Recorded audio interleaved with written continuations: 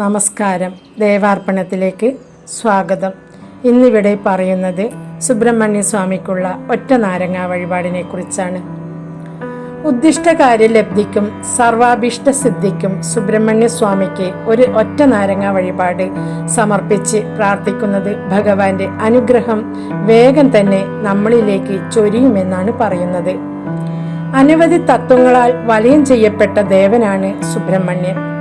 ശിവ തേജസ്സിൽ നിന്നും പ്രസരിക്കുന്ന ഊർജമാണ് സുബ്രഹ്മണ്യ സ്വാമിയിൽ ഉൾക്കൊണ്ടിരിക്കുന്നതാണെന്നാണ് സങ്കല്പം. ചൊവ്വാദോഷത്തിൽപ്പെട്ട് ഉഴലുന്നവരും കുജദശയുടെ കഷ്ടതകൾ അനുഭവിക്കുന്നവരും അഭയം തേടേണ്ടത് സുബ്രഹ്മണ്യ സ്വാമിയുടെ പാതാരവിന്ദങ്ങളിലേക്കാണ്.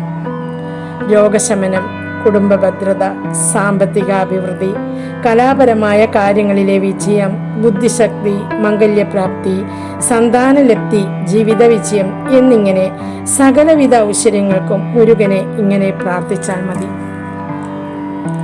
പാർവതി പരമേശ്വരന്മാരുടെ പുത്രനായ സുബ്രഹ്മണ്യ സ്വാമിക്ക് ഏറ്റവും പ്രാധാന്യമുള്ള ദിനമാണ് ചൊവ്വാഴ്ച. ജ്യോതിശാസ്ത്രപ്രകാരം ചൊവ്വയുടെ ദേവതയാണ് സുബ്രഹ്മണ്യ സ്വാമി. സന്താനഭാഗ്യം, മംഗല്യസിദ്ധി, പഠന മികവ് തുടങ്ങി ആഗ്രഹ പൂർത്തീകരണത്തിന് ഭഗവാന് സമർപ്പിക്കുന്ന പ്രധാന വഴിപാടാണ് ഒറ്റ നാരങ്ങ വഴിപാട്. ഒറ്റ നാരങ്ങ വഴിപാട് സമർപ്പിക്കേണ്ടത് ഇങ്ങനെയാണ്. ഉദ്ദിഷ്ടകാര്യലബ്ധിക്കായി 6 ചൊവ്വാഴ്ച മുടങ്ങാതെ സമർപ്പിക്കേണ്ട വഴിപാടാണിത്.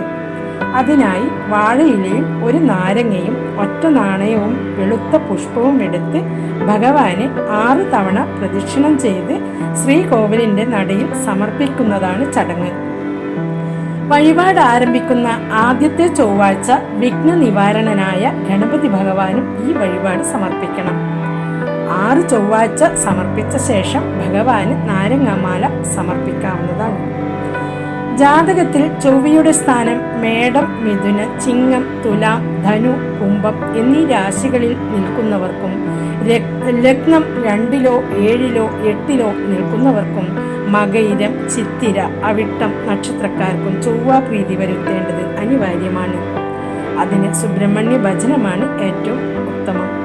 ക്ഷേത്ര ദർശനത്തിനുടനീളം ഓം വജത് ഭുവേ നമ, ഓം ശരവണ ഭവ എന്നിവ ജപിക്കുന്നത് ശ്രേയസ്കരമാണ്.